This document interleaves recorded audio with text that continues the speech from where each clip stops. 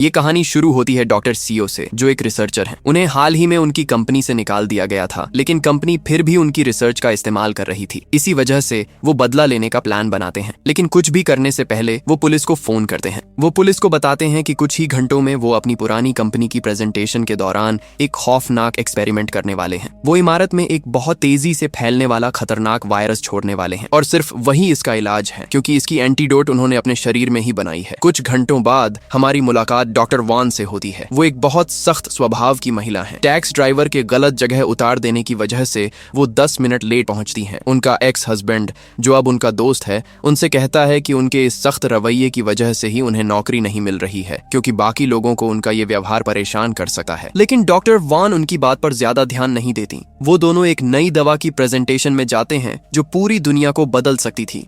Von वहां सिर्फ इसलिए गई थीं क्योंकि उन्हें 2 बार बुलावा आया था, वरना वो कभी न जाती। खासकर इसलिए क्योंकि उस कंपनी का सीईओ एक नंबर का घटिया इंसान था। वो अपने कर्मचारियों से बहुत बुरा बर्ताव करता था और काम निकल जाने के बाद उन्हें दूध में से मक्खी की तरह फेंक देता था। फिर भी उस कंपनी में काम करने से कई बड़े रास्ते खुल जाते थे। उस दिन वो एक ऐसी दवा पेश कर रहे थे जो कटे हुए नसों को दोबारा जोड़ सकती थी, ताकि पैरालाइसिस के मरीज अपने हाथ पैर दोबारा चला सकें। लेकिन अभी इसका ट्रायल सिर्फ चूहों पर हुआ था, इंसानों पर आजमाना अभी बहुत दूर था। उसी वक्त वहां डॉक्टर एसीओ आ पहुंचते हैं। सीईओ उन्हें पहचान नहीं पाता और अपनी प्रेजेंटेशन पूरी करता है। अगले सीन में हम जुंग सियोक और उसकी बहन जुंग ही से मिलते हैं। बहन चल नहीं सकती, लेकिन दोनों एक ही बिल्डिंग में काम करते हैं। बहन ऑफिस वर्कर है और भाई एक सिक्योरिटी गार्ड है। अपने ब्रेक के समय वो दुकानों के आसपास टहलते हैं। जुंग सियोक अपनी बहन को लेकर बहुत ओवर प्रोटेक्टिव था, जबकि उसकी बहन को लगता था कि उसकी वजह से उसके छोटे भाई की जिंदगी सीमित होकर रह गई है। उधर कॉन्फ्रेंस में प्रोफेसर हन अपनी एक्स वाइफ को सीईओ से मिलाना चाहते थे, लेकिन सीईओ कहता है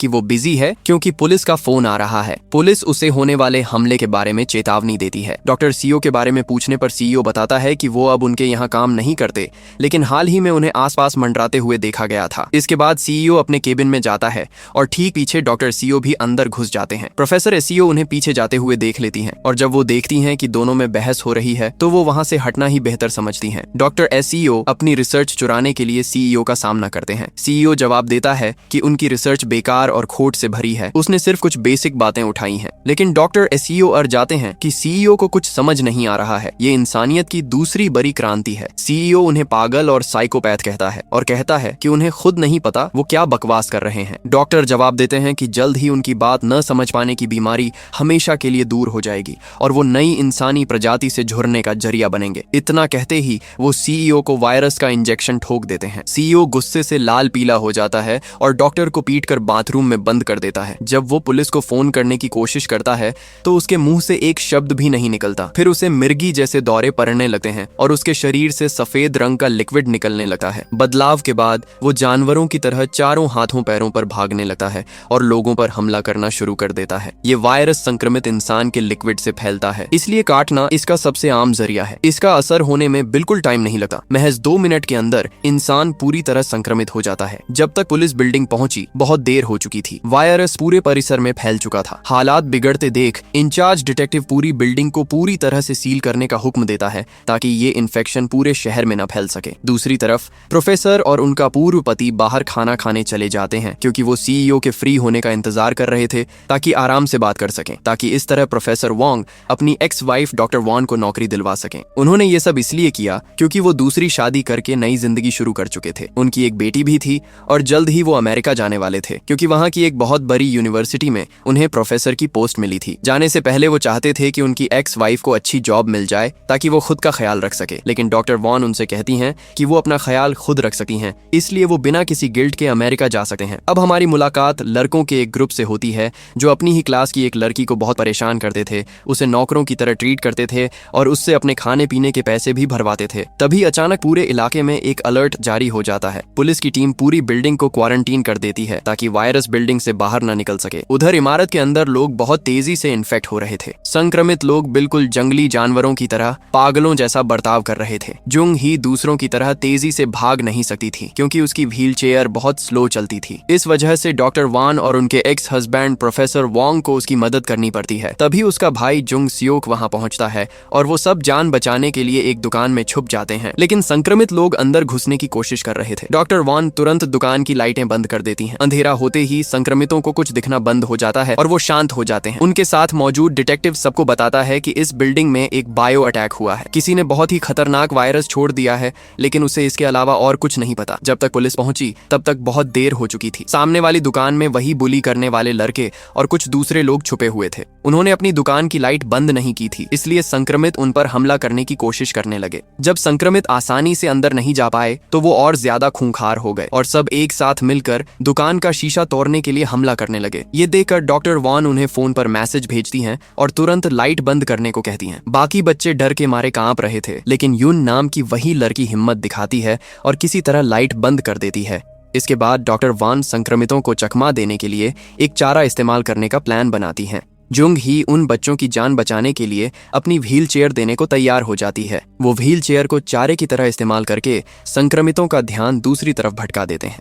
ध्यान भटकते ही वो सामने वाली दुकान के लोगों को बाहर आने को कहते हैं। यून सबसे पहले बाहर निकलती है और सही सलामत सेफ जगह पर पहुंच जाती है। उसके पीछे पीछे बाकी लोग भी आने लगते हैं, लेकिन एक लड़की डर के मारे अंदर ही लॉक्ड रह जाती है। प्रोफेसर वोंग उसे बचाने के लिए अंदर जाने का फैसला करते हैं और उससे हिम्मत बनाए रखने को कहते हैं, लेकिन तभी अचानक एक खूंखार संक्रमित वहां आ धमकता है और प्रोफेसर वोंग उस लड़की की जान बचाने के लिए खुद को चारा बनाकर उसके सामने आ जाते हैं। प्रोफेसर वोंग किसी तरह खुद को छुपाते हैं और एक संक्रमित का ध्यान भटकाते हैं, लेकिन तभी वो खूंखार जीव एक कदम और आगे बढ़कर इवॉल्व हो जाते हैं। अब वो 2 पैरों पर चलना सीख चुके थे और उनके सूंघने देखने की ताकत पहले से ज्यादा तेज हो गई थी। अब उन्हें आसानी से बेवकूफ बनाना मुमकिन नहीं था, इसलिए प्रोफेसर वोंग को वहां से भागना पड़ता है। लेकिन इससे पहले कि वो किसी सुरक्षित जगह पहुंच पाते, वो उस वायरस की चपेट में आ जाते हैं और इन्फेक्ट हो जाते हैं। रात होते होते पूरे देश में इस खौफनाक हमले की खबर फैल जाती है और हड़कंप मच जाता है। पीड़ित लोगों के परिवार वाले बिल्डिंग के बाहर जमा होकर अपने अपनों की सलामती के लिए प्रोटेस्ट करने लगते हैं। पुलिस को ऊपर से सख्त आदेश थे कि वो अंदर किसी पर गोली न चलाएं, क्योंकि वो लोग अपराधी नहीं बल्कि बीमार मरीज माने जा रहे थे। उधर डॉक्टर वॉन अपने एक्स हस्बैंड की नई पत्नी को फोन करके पूरी बात बताती हैं। वो बेचारी बुरी तरह टूट जाती है और रोते हुए डॉक्टर वॉन से बस अपना ख्याल रखने को कहती है। साथ मौजूद डिटेक्टिव को भी एक कॉल आता है, लेकिन खबर अच्छी नहीं थी। वायरस के बेहद तेजी से फैलने की वजह से कोई भी रेस्क्यू टीम अंदर उन्हें बचाने नहीं आ सकती थी, यानी वो सब अब पूरी तरह अकेले पड़ चुके थे। हालांकि उनके पास एक रास्ता बचा था, उन्हें किसी भी तरह डॉक्टर सीओ को ढूंढकर छत तक ले जाना होगा। वही इस हमले का जिम्मेदार था और उसी के खून में इस वायरस की वैक्सीन थी। अगर वो उसे पकड़ लेते हैं तो पुलिस उन सब की जान बचा सकती थी। सबको ये प्लान पागलपन लग रहा था, लेकिन इसके अलावा कोई चारा भी नहीं था। डॉक्टर वॉन बताती हैं कि उन्होंने डॉक्टर एसीओ को तीसरी मंजिल पर सीईओ के केबिन में जाते देखा था, इसलिए उन्हें वहीं से तलाश शुरू करनी चाहिए, पर इसके लिए पहले दुकान से बाहर निकलना जरूरी था। डॉक्टर वॉन एक दिमाग लगाती हैं। वो बताती हैं कि ये संक्रमित आपस में किसी फेरोमोन्स या अपने शरीर से निकलने वाले सफेद लिक्विड के जरिए बात करते हैं। चूंकि इनकी देखने की ताकत थोड़ी कमजोर है, तो इन्हें खुशबू का झांसा देकर गुमराह किया जा सकता है। बस उन्हें एक बहुत तेज खुशबू के पीछे लगाना होगा और खुद पर एक बिल्कुल अलग तरह का परफ्यूम छिड़कना होगा। वो चींटियों का उदाहरण देकर समझाती हैं कि जब चींटियां रास्ता भटक जाती हैं तो वो एक दूसरे के पीछे गोल गोल घूमती रहती हैं और आखिर में दम तोड़ देती हैं। इन संक्रमितों के साथ भी ऐसा किया जा सकता है। ये तरकीब काम कर सकती थी, इसलिए वहां मौजूद मेयर खुद आगे बढ़कर वॉलंटियर करते हैं। हालांकि बाकी लोग कहते हैं कि किसी जवान और फुर्तीले इंसान को जाना चाहिए, लेकिन मेयर साहब कहते हैं कि वो अपनी पूरी जिंदगी जिम्नास्टिक कर चुके हैं और उनसे बेहतर ये काम कोई नहीं कर सकता। सब मिलकर उन्हें तैयार करते हैं और परफ्यूम से नहला देते हैं। उनका काम था परफ्यूम की दुकान में जाकर ढेर सारे वही परफ्यूम लेकर आना। जैसे ही वो बाहर निकलते हैं, परफ्यूम की तेज खुशबू सूंघकर संक्रमित उनकी तरफ भागते हैं, लेकिन मेयर साहब फर्श पर तेल डाल देते हैं, जिससे संक्रमित फिसलने लगते हैं और वो सही सलामत दुकान तक पहुंच जाते हैं। इसके बाद बाकी लोग सर्फ डिटर्जेंट फर्श पर बहा देते हैं और पुतलों पर पूरा परफ्यूम उड़ेल देते हैं। जब वो दरवाजा खोलकर बाहर निकलते हैं तो हैरान करने वाली बात ये थी कि संक्रमित उन्हें पहचान ही नहीं पाते। सब जान बचाकर भागने लगते हैं, लेकिन तभी वो निडर लड़की गलती से एक संक्रमित के साथ टकराकर नीचे गिर जाती है। संक्रमितों को भ्रम की हालत में रखने और अपनी टीम को भागने का मौका देने के लिए डॉक्टर वॉन बिल्डिंग के स्प्रिंकलर्स ऑन कर देती है, लेकिन पानी गिरते ही उनकी खुशबू का असर खत्म होने लगता है और संक्रमित फिर से मंडराने लगते हैं।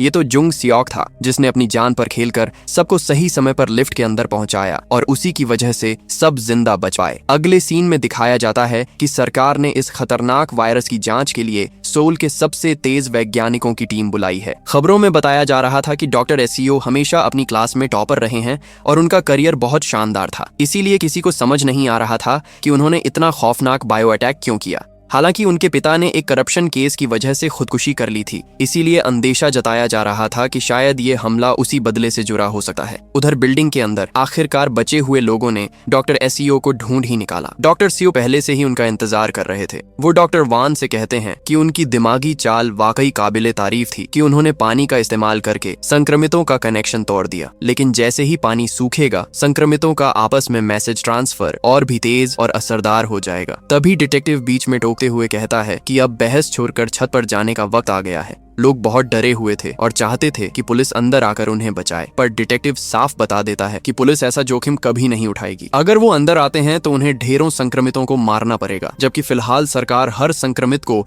एक मरीज मान रही है। तभी डॉक्टर वान एक दूसरा और बेहतर रास्ता बताती हैं। इमारत में एक फ्रेट एलिवेटर है जिसके बारे में सिर्फ स्टाफ को पता है, उसी का इस्तेमाल करके आसानी से ऊपर जाया जा सकता है। सब इस बात पर राजी होते हैं और आगे बढ़ते हैं। लिफ्ट तक पहुंचने का पूरा रास्ता बिल्कुल साफ था, ऐसा लगा जैसे अब मुसीबत टल गई है। लेकिन तभी डॉक्टर एससीओ उनका शुक्रिया अदा करते हैं और अचानक लिफ्ट का 9 नंबर बटन दबा देते हैं। अगले ही पल ढेरों खूंखार संक्रमित लोगों पर हमला बोल देते हैं। लेकिन हैरानी की बात यह थी कि एक भी संक्रमित डॉक्टर एससीओ पर हमला नहीं करता। वो उनके बीच आराम से आजाद घूम रहे थे। बचे हुए लोग तुरंत वहां से भागकर अपनी जान बचाना चाहते हैं, पर डिटेक्टिव अड़ जाता है कि हमें डॉक्टर को फिर से पकड़ना होगा। ह्युनसुक कहती है कि डॉक्टर को भूल जाओ और अपनी जान बचाओ, लेकिन डिटेक्टिव साफ कर देता है कि डॉक्टर एससीओ के बिना पुलिस किसी को रेस्क्यू नहीं करेगी, क्योंकि वही इस वायरस की वैक्सीन है। इसलिए वो सब बेसमेंट में जाकर सिक्योरिटी कैमरों के जरिए डॉक्टर की लोकेशन ट्रेस करने का प्लान बनाते हैं। अगले सीन में हम देखते हैं कि प्रोफेसर ग्वान डॉक्टर एससीओ की सीक्रेट लैब में दाखिल होते हैं। वहां संक्रमित बंदर रखे हुए थे जो शुरुआत में बिल्कुल बेजान पड़े थे, लेकिन तभी एक टूटा हुआ कांच का केस दिखाई देता है। उसका बंदर हिल डुल सकता था और वो बहुत ही समझदारी से सैनिकों पर हमला कर देता है। उसके इशारा करते ही बाकी सारे बंदर भी जिंदा हो जाते हैं और सैनिकों को नोचना शुरू कर देते हैं। सैनिक बचाव की कोशिश करते हैं, लेकिन बंदरों का हमला पूरी तरह प्लान्ड था। जैसे ही वो पहला बंदर प्रोफेसर ग्वान पर हमला करने वाला होता है, सैनिक उसे गोली मार देते हैं। उस मेन बंदर के मरते ही बाकी सारे बंदर भी तुरंत बेजान होकर गिर पड़ते हैं। जाहिर था कि वो सब एक हाइव माइंड से जुड़े थे, जिसका लीडर वो पहला बंदर था। उधर हमारे बचे हुए लोग किसी तरह बेसमेंट के सिक्योरिटी रूम में पहुंच जाते हैं। संक्रमित अब पहले से ज्यादा चालाक और खतरनाक हो चुके थे। जब वो कैमरे चेक करते हैं तो उन्हें डॉक्टर एससीओ तीसरी मंजिल पर सीईओ को ढूंढते हुए दिखते हैं। जब डॉक्टर को सीईओ मिलता है तो वो सबसे ज्यादा अजीब हरकतें कर रहा था। पहला संक्रमित होने के नाते उसके पास थोड़ी अपनी सोचने की ताकत बची थी। डॉक्टर सीईओ जैसे ही अपना हाथ आगे बढ़ाते हैं, सीईओ उन्हें जोर से काट लेता है। काटने के तुरंत बाद डॉक्टर सीईओ को दौरे पड़ने लगते हैं और उनके दौरे पड़ते ही बाकी सारे संक्रमित भी एक जगह बिल्कुल सुन्न होकर खड़े हो जाते हैं। डॉक्टर वान समझ जाती हैं कि इस वक्त डॉक्टर के दिमाग से सभी संक्रमितों तक कोई नया मैसेज पहुंच रहा है, यानी यही सही मौका है जब डॉक्टर एससीओ को दोबारा दबोचा जा सकता है। जुंग ही कहती है कि वो बेसमेंट के कैमरों के पास ही रुककर उन्हें रास्ते की गाइडेंस देगी ताकि वो जल्दी पहुंच सकें। उसका भाई जुंग सियोक अपनी बहन को अकेला छोड़ने से मना करता है, लेकिन वो समझाती है कि अभी जाओ और सबको बचाकर जल्दी वापस आओ। सब लोग डॉक्टर की तरफ भागते हैं। जैसे ही वो पहुंचते हैं, डॉक्टर सीओ होश में आ जाते हैं और अपने इशारे पर संक्रमितों को उन पर हमला करने का हुक्म देते हैं। अब वो सिर्फ वायरस से इम्यून नहीं थे, बल्कि पूरे संक्रमितों की फौज को अपने इशारों पर नचा सकते थे। इसी वजह से डॉक्टर वान अपनी आंखों पर पट्टी बांध लेती हैं और सबको सख्त हिदायत देती हैं कि अब से कोई बोलेगा नहीं, सिर्फ टेक्स्ट मैसेज के जरिए एक दूसरे से बात करेंगे ताकि डॉक्टर को उनकी लोकेशन का पता न चले। वो सब आगे बढ़ने लगते हैं और अजीब बात ये थी कि पूरा रास्ता साफ था। तभी डिटेक्टिव सबको रोकता है और कहता है कि अब हमें जुंग ही को बचाने वापस बेसमेंट जाने की कोई जरूरत नहीं है। चूंकि वैक्सीन यानी डॉक्टर उनके पास हैं, तो वो सीधे छत पर जाकर रेस्क्यू ले सकते हैं। जैसे ही डॉक्टर ये सुनते हैं, वो तुरंत अपने संक्रमितों को बेसमेंट में बैठी उस बहन की तरफ भेज देते हैं। जुंग सियोक चिल्लाकर कहता है कि अपनी हरकतें बंद करो, वरना वो डॉक्टर को खत्म कर देगा। लेकिन डिटेक्टिव तुरंत अपनी गन निकालकर जुंग सियोक पर ही तान देता है। वो साफ कहता है कि इस वैक्सीन की कीमत उस लड़की या इस ग्रुप के किसी भी इंसान की जान से कहीं ज्यादा है। जुंग सियोक उसकी बात नहीं मानता और अपनी बहन को बचाने के लिए बेसमेंट की तरफ द्वार लगा देता है। उधर कैमरों में जुंग ही देख चुकी थी कि संक्रमित उसे चारों तरफ से घेर रहे हैं। वो तुरंत अपने भाई को फोन करके आने से मना करती है। भाई जिद करता है और रास्ता पूछने लगता है। वो उसे एक लिफ्ट की तरफ भेजती है, पर वो लिफ्ट बेसमेंट में नहीं जाती थी। वो रोते हुए अपने भाई को बताती है कि उसने जानबूझकर उसे गलत लिफ्ट में भेजा ताकि वो ग्रुप के साथ सुरक्षित बाहर निकल सके। जुंग सियोक चिल्लाता है कि वो सीढ़ियों से नीचे आ रहा है, लेकिन बहन हाथ जोड़कर भीख मांगती है कि वो बस अपनी जान बचाकर यहाँ से जिंदा बाहर निकल जाए। अगले ही पल खूंखार संक्रमित उस पर टूट पड़ते हैं। जुंग सियोक अपनी बहन की दर्दनाक चीखें सुनकर बेबस होकर रोने के अलावा कुछ नहीं कर पाता। इसके बाद वो बचे हुए लोगों को एक मैसेज भेजता है कि मेरी बहन की मौत के जिम्मेदार तुम सब हो, इसलिए अब मैं सिर्फ इस वैक्सीन को ही बर्बाद नहीं करूंगा बल्कि तुम सबको भी एक एक करके खत्म कर दूंगा। अगले सीन में सरकार के मिनिस्टर ये जानना चाहते हैं कि डॉक्टर की उस सीक्रेट लैब से आखिर क्या पता चला है। प्रोफेसर गोंग मंत्री को सच बताती हैं कि इस इन्फेक्शन का कोई इलाज नहीं है। संक्रमित बंदरों का दिमाग पूरी तरह मर चुका था, यानी जिस वैक्सीन की बात की जा रही थी उसका कोई वजूद ही नहीं है। मंत्री चाहता था कि कोई प्रोफेसर मीडिया के सामने जाकर झूठ बोले ताकि पुलिस इमारत के अंदर घुसकर डॉक्टर एससीओ को ढूंढ सके। वो ये सब अपनी छवि बचाने के लिए कर रहा था, इसलिए कोई भी प्रोफेसर ये झूठ बोलने को तैयार नहीं था। लेकिन प्रोफेसर गोंग खुद आगे आती हैं। उनका मानना था कि सबको मारने की जरूरत नहीं है,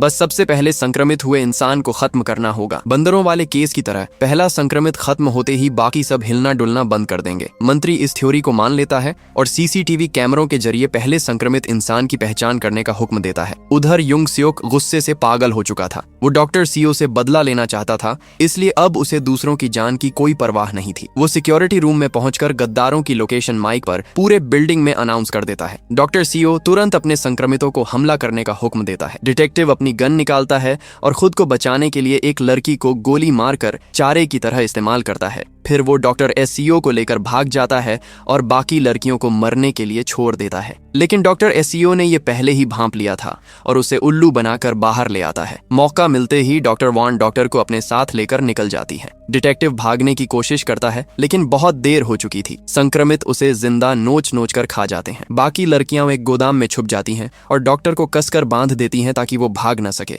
वो बहुत डरी हुई थी। डॉक्टर वान उन्हें डॉक्टर पर नजर रखने को कहती हैं और खुद डिटेक्टिव का फोन ढूंढने निकल जाती हैं ताकि रेस्क्यू टीम को बुला सके। लेकिन डॉक्टर सीओ के पास जुंग ही का फोन था जिससे वो सारे मैसेज पढ़ रहा था। बुली करने वाली लड़की बुरी तरह घबराई हुई थी। उसे लग रहा था कि डॉक्टर वान उन्हें छोड़कर भाग जाएंगी। यून उससे कहती है कि वो कहीं नहीं जाएंगी क्योंकि वैक्सीन अभी भी यहीं है। बुली लड़की पूछती है कि वो ऐसी हालत में भी इतनी शांत कैसे है, तो यून जवाब देती है कि स्कूल में जो बुलिंग उसने झेली थी ये तो उसके सामने कुछ भी नहीं है। ये सुनकर बुली लड़की उससे माफी मांगती है। यून कहती है कि माफी अभी नहीं, सब ठीक होने के बाद मांगना। दूसरे सीन में पुलिस पहले संक्रमित यानी उसी घटिया सीईओ को ढूंढ निकालती है। उधर डॉक्टर वान को डिटेक्टिव का फोन मिल जाता है और वो सीनियर पुलिस अधिकारी को कॉल करके बताती हैं कि वैक्सीन उनके पास है। मंत्री उनसे इंतजार करने को कहता है और 2 टीमें भेजता है, एक सीईओ को खत्म करने और दूसरी वैक्सीन लेने। डॉक्टर वान अपनी लोकेशन बता देती हैं, लेकिन डॉक्टर एससीओ के संक्रमित ये सब चुपचाप सुन रहे थे। कुछ ही देर में गोदाम के दरवाजे पर दस्तक होती है और आवाज आती है कि वो रेस्क्यू टीम है। लेकिन जैसे ही दरवाजा खुलता है, सामने खड़े संक्रमित अब इंसानों की तरह बोलने लगे थे। बुली लड़की अपनी जान बचाने के लिए यून को संक्रमितों के आगे धकेल देती है। जब बुली लड़की खुद इन्फेक्ट होकर बदलने लगती है तो डॉक्टर एससीओ उससे कहता है कि अब उसे अपने कर्मों की सजा भुगतने का वक्त आ गया है। उधर पुलिस सीईओ को गोली मारकर खत्म कर देती है, लेकिन इससे कोई फायदा नहीं होता। बाकी संक्रमित वैसे ही भागते रहते हैं। तभी ढेरों संक्रमित आकर पुलिस की पूरी टीम का सफाया कर देते हैं। दूसरी तरफ जुंग सियोक डॉक्टर को ढूंढ लेता है, पर डॉक्टर अपने संक्रमितों को उसके पीछे लगा देता है। चूंकि जुंग सियोक की जैकेट पर संक्रमितों का सफेद लिक्विड लगा था, इसलिए वो उसे पहचान नहीं पा रहे थे। वो इसका फायदा उठाकर उन्हें ढेर करने लगता है। ये देखकर डॉक्टर एससीओ अपना पूरा ध्यान लगाकर संक्रमितों को नए ऑर्डर देता है। जुंग सियोक पर चौतरफा हमला होता है, लेकिन वो हार मानने वालों में से नहीं था। वो पागलों की तरह लड़ने लगता है। इसी बीच डॉक्टर वान पीछे से आकर डॉक्टर के गले में रस्सी डालकर उसका दम घोंटने की कोशिश करती है। मौका मिलते ही जुंग सियोक संभलता है और अपनी बहन का बदला लेने के लिए डॉक्टर पर वार करने जाता है, लेकिन डॉक्टर वान उसे रोक लेती हैं। वो समझाती हैं कि अगर ये वायरस बेकाबू हो गया तो पूरी इंसानियत खत्म हो जाएगी। जुंग सियोक चिल्लाता है कि उसे अब किसी की परवाह नहीं है। इसी कहासुनी का फायदा उठाकर डॉक्टर सीओ वहां से भाग निकलता है। जुंग सियोक उसका पीछा करता है और उसे मारने ही वाला वाला होता है कि डॉक्टर कहता है मैंने तुम्हारी बहन की इच्छा पूरी कर दी है। तभी सामने उसकी बहन चलती हुई दिखाई देती है। अपनी बहन को पैरों पर खड़ा देखकर जुंग स्योक इमोशनल होकर डीला पर जाता है और वही बहन मौका देखकर अपने ही भाई के पेट में चाकू घोंप देती है। इसके बाद डॉक्टर एसईओ डॉक्टर वान के पास जाता है और कहता है कि उन्हें उसका शुक्रिया अदा करना चाहिए क्योंकि उसने एक अपाहिज को ठीक कर दिया है। डॉक्टर वान गुस्से में उससे पूछती है कि उसने उन्हें उस प्रेजेंटेशन में क्यों बुलाया था। डॉक्टर एसईओ सच कबूल करता है कि बचपन में डॉक्टर वान ही उसकी इंस्पिरेशन थी। डॉक्टर वान उसके पिता की स्टूडेंट थी और उन्होंने ही उसके पिता को करप्शन के केस में फंसाया था। वो बताता है कि उसके पिता का दिल साफ था, वो सिर्फ गरीब बच्चों की मदद के लिए नियम तोड़ रहे थे, लेकिन डॉक्टर वान ने कभी नियम नहीं तोड़े, जिसकी वजह से उसके पिता ने खुदकुशी कर ली थी। डॉक्टर वान कहती हैं कि ये बहुत ही बकवास बहाना है, बदला लेना था तो उनसे लेता, इतने बेकसूर लोगों की जान क्यों ली। डॉक्टर एसईओ कहता है कि बात बदले की नहीं है, गलती किसी की नहीं थी, बस बातचीत की कमी थी और उसके इस वायरस से ये समस्या हमेशा के लिए खत्म हो गई है। फिर वो कहता है कि चूंकि वो उसकी इंस्पिरेशन थी इसलिए वो उन्हें इस नई दुनिया से बाहर रहने का मौका देता है ताकि वो अपनी पुरानी अकेली दुनिया में बिना किसी नियम के जी सकें। तभी वहां सैनिक पहुंच जाते हैं और डॉक्टर सीओ अपने संक्रमितों का इस्तेमाल करता है ताकि डॉक्टर वान उन्हें चेतावनी न दे सकें। खुशकिस्मती से डॉक्टर वान स्टोर रूम में छुपने में कामयाब हो जाती है। सीन बदलता है और हम देखते हैं कि मंत्री सब कुछ लाइव देख रहा था, लेकिन वो फैसला करता है कि वैक्सीन को बचाना ही उनकी सबसे पहली प्राथमिकता है, इसीलिए वो डॉक्टर वान को उनके हाल पर छोड़ देते हैं। उधर प्रोफेसर गोंग इस फैसले के खिलाफ थी और चाहती थी कि टीम डॉक्टर वान को बचाने जाए, लेकिन कोई उनकी बात नहीं सुनता। फिर वो सीधे डॉक्टर वान को कॉल करती हैं और दुख जताते हुए बताती हैं कि रेस्क्यू टीम उन्हें बचाने नहीं आ रही है। डॉक्टर वान कहती हैं कि वो ये बात पहले से जानती थीं। प्रोफेसर गोंग उन्हें अपनी नई रिसर्च के बारे में बताती हैं कि मेन लीडर को मार देने से बाकी संक्रमित सुन्न पर जाते हैं, लेकिन पहले संक्रमित यानी सीईओ को मारने पर भी ये तरकीब काम नहीं आई। इस पर डॉक्टर वान बताती हैं कि असली लीडर वो सीईओ था ही नहीं, बल्कि सबको कंट्रोल करने वाला असली दिमाग डॉक्टर एसईओ है, यानी सबको रोकने के लिए उसी को खत्म करना होगा। दूसरी तरफ डॉक्टर एसईओ वहां आए सैनिकों को भी इन्फेक्ट कर देता है। वो उनका इस्तेमाल करके खुद को आजाद करवाता है और बाकी बचे सैनिकों में भी वायरस फैला देता है। इसके बाद वो छत की तरफ जाता है और अब वो पूरी तरह से आजाद हो चुका था। वो रास्ते में आने वाले हर इंसान को संक्रमित करता चला जाता है। प्रोफेसर गोंग मंत्री को चिल्लाकर कहती हैं कि उन्हें तुरंत डॉक्टर एसईओ को मारना होगा क्योंकि वही पूरे वायरस का मास्टरमाइंड है, लेकिन मंत्री अर जाता है कि वो अपनी इकलौती वैक्सीन को नहीं मार सकते और उन्हें बीच में न बोलने की सलाह देता है। उधर डॉक्टर सीओ शहर में और तबाही मचाने का फैसला करता है। वो बिल्डिंग के बाहर जाकर अपने खूंखार संक्रमितों की फौज को आजाद कर देता है। वो लोग सड़क पर चलते हर इंसान को शिकार बनाने लगते हैं। फिर वो एक बस को हटाकर बिल्डिंग के बाकी संक्रमितों को भी बाहर निकाल देता है। इस तरह पूरा शहर तेजी से इस महामारी की चपेट में आने लगता है। जब मंत्री देखता है कि उसके सारे पुलिस वाले मारे जा चुके हैं तो वो तुरंत अपने स्टाफ को वहां से भागने और पास के मिलिट्री बेस पर नया हेडक्वार्टर बनाने का हुक्म देता है। दूसरी तरफ डॉक्टर वान किसी तरह उस गोदाम से बाहर निकलने में कामयाब हो जाती हैं। उन्हें एक बहुत बड़ा सीक्रेट समझ आ जाता है कि संक्रमितों के शरीर का सफेद लिक्विड लगे कपड़े पहनने से वो संक्रमितों की नजर में अदृश्य हो जाती हैं। अब वो डॉक्टर सीओ को ढूंढकर इस वायरस का नामो निशान मिटाने निकल पड़ती है। वो अपनी सहकर्मी प्रोफेसर गोंग को फोन करके रास्ता बताने को कहती हैं। प्रोफेसर गोंग तुरंत सीसीटीवी कंट्रोल रूम पहुंचती है और दोनों मिलकर कैमरों की मदद से डॉक्टर सीओ की लोकेशन ढूंढ निकालती है। डॉक्टर वान गाड़ी से डॉक्टर एसईओ को कुचलने की कोशिश करती है, लेकिन वो बहुत चालाक था और बच निकलता है। आखिरकार ढेरों संक्रमितों से घिरे होने के बावजूद वो उसे गाड़ी से बाहर निकलने पर मजबूर कर देती हैं। चूंकि डॉक्टर वान ने वही सफेद लिक्विड वाले कपड़े पहने थे, इसलिए संक्रमित उन्हें देख नहीं पा रहे थे। ये देखकर डॉक्टर एसईओ अपने संक्रमितों को नए ऑर्डर देने की कोशिश करता है, लेकिन डॉक्टर वान दिमाग लगाती है। वो अपने वो कपड़े उतार कर एक संक्रमित को पहना देती है। इससे सारे संक्रमित बुरी तरह कंफ्यूज हो जाते हैं और चींटियों की तरह गोल गोल घूमने लगते हैं। डॉक्टर उन्हें रोकने की बहुत कोशिश करता है, लेकिन उसकी फौज अब उसकी बात नहीं सुन रही थी। कपड़े उतरते ही संक्रमितों का नेटवर्क रीसेट हो जाता है और वो अपनी पुरानी हालत में आ जाते हैं। अब डॉक्टर सीओ का उन पर कोई कंट्रोल नहीं बचा था। डॉक्टर वान इसी बात का फायदा उठाकर सारे संक्रमितों का ध्यान डॉक्टर की तरफ मोड़ देती है। वो सब मिलकर डॉक्टर एसईओ पर ही टूट पड़ते हैं, जिससे वो आग के पास जा गिरता है। कंट्रोल खो जाने की वजह से वो खुद को उन लपटों से बचा नहीं पाता। आखिरकार डॉक्टर सीओ वहीं जलकर मारा जाता है और उसके मरते ही पूरे देश के सारे संक्रमित अचानक अपनी जगह पर पत्थर की तरह जम जाते हैं। इस तरह दोनों प्रोफेसरों ने मिलकर पूरे देश को तबाही से बचा लिया। सुबह होते ही सड़क का नजारा ऐसा था लगा जैसे हर तरफ पुतले खड़े हों। पूरी सड़क पर सिर्फ डॉक्टर वान अकेली चलती हुई दिखाई दे रही थीं। वो अपनी सहकर्मी को फोन करके बताती हैं कि मिशन पूरा हो गया है। भले ही लोग वैक्सीन को बर्बाद करने का इल्जाम उन पर ही लगाएंगे, पर उन्हें इन बातों की आदत हो चुकी है। लेकिन फिल्म के आखिरी सीन में दिखाया जाता है कि जमे हुए संक्रमितों में से एक अचानक हिलने डुलने लगता है। यानी हो सकता है कि मेकर्स इसका अगला पार्ट भी लेकर आएं। वैसे आपकी क्या राय है? मुझे तो लगता है कि इसका सीक्वल जरूर आना चाहिए। तो दोस्तों, यहीं पर खत्म होती है कोरियन मूवी कॉलोनी की कहानी। सच में बहुत ही कमाल और दिलचस्प फिल्म थी। अगर आपको ज़ॉम्बी वाली फिल्में पसंद हैं तो सफेद लिक्विड वाले ज़ॉम्बी का ये कॉन्सेप्ट वाकई एकदम नया था। उम्मीद है आपको ये मूवी एक्सप्लेनेशन बहुत पसंद आया होगा। अगर वीडियो अच्छा लगा हो तो लाइक जरूर करें और चैनल को सब्सक्राइब करना न भूलें, ताकि ऐसी ही धमाकेदार कहानियों के अपडेट्स मिलते रहें। मिलते हैं अगले वीडियो में एक नई कहानी के साथ।